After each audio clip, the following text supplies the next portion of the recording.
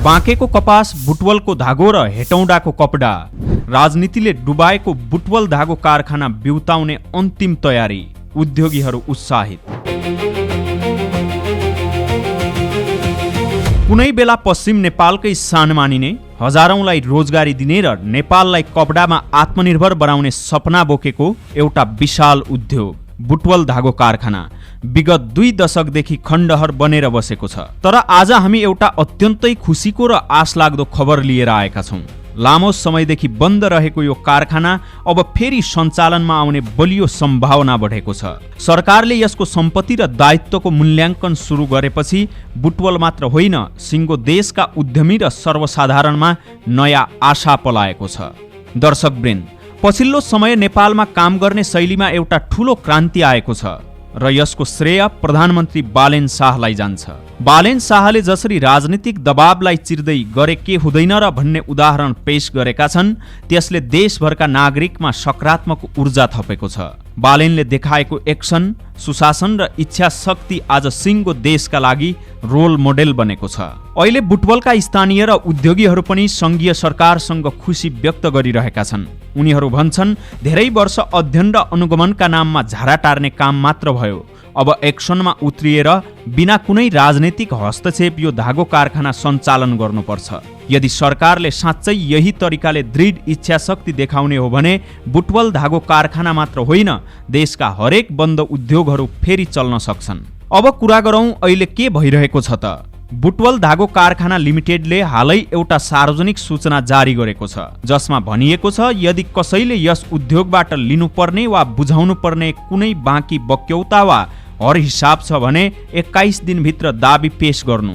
तोकिएको समयभित्र दाबी नपरेमा कानुन बमोजिम अघि बढ्ने कारखानाले स्पष्ट पारेको छ। यो सूचनाले कारखाना अब साँच्चै नयाँ युगमा प्रवेश गर्न लागेको सङ्केत दिएको छ। अर्थ मन्त्रालयबाट खटिएको कृष्णकुमार भट्टराईको नेतृत्वले 5 सदस्यीय प्राविधिक टोलीले असार 5 गतेदेखि नै कारखानाको स्थलगत अध्ययन गरिरहेको छ। 2 जना इन्जिनियर, 2 जना चार्टर्ड एकाउन्टेन्ट र 1 जना कानुन विज्ञ सहितको यो बलियो टोलीले कारखानाको भौतिक अवस्था, मेसिनरी बजारको सम्भावना र चाहिने लगानीको हिसाब किताब गरिरहेको छ। करिब 2 महिनाभित्र यो टोलीले सरकारलाई रिपोर्ट बुझाउनेछ।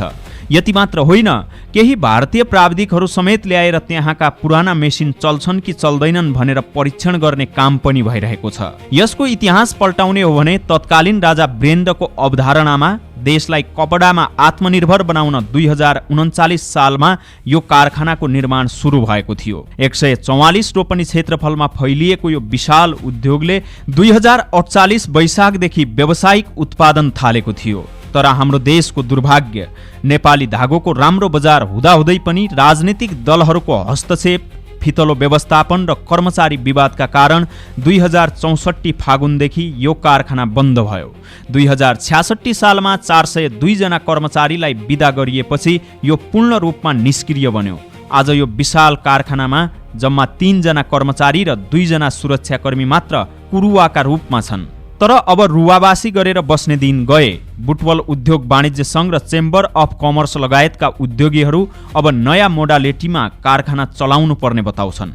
उनीहरूको प्रश्न माग छ, अब फेरि राजनीतिक नियुक्ति गरेर आफ्ना कार्यकर्ता भर्ने काम नगरियोस्। विश्व बजारमा सफल मानिएको पब्लिक प्राइभेट पार्टनरसिप अर्थात् सार्वजनिक निजी साझेदारी PPP मोडेलमा यसलाई चलाउनु पर्छ। उद्योगीहरूले त झन् एउटा गजबको मास्टर प्लान नै अघि सारेका छन्। उनको भनाइ छ, अब बाँकेको कपास उद्योग, बुटवलको धागो कारखाना र हेटौडाको कपडा उद्योगलाई एउटै श्रृङ्खलामा जोड्नुपर्छ।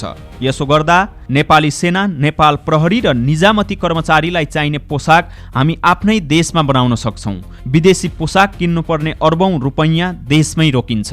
हो दर्शकवृन्द, सम्भावना अपार छ, मात्र खाँचो छ त इमान्दार प्रयासको। प्रधानमन्त्री बालेन शाहले प्रमाणित गरिसकेका छन् कि यदि नेतृत्व इमान्दार छ र उसँग स्पष्ट भिजन छ भने असम्भव केही छैन। अब सङ्घीय सरकारले बुटवल धागो कारखानालाई राजनीतिक अखडा नबनाई दक्ष CEO मार्फत चलाउन जरुरी छ।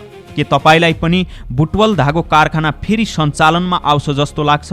तलको कमेन्ट बक्समा आफ्नो विचार पक्कै राख्नुहोला।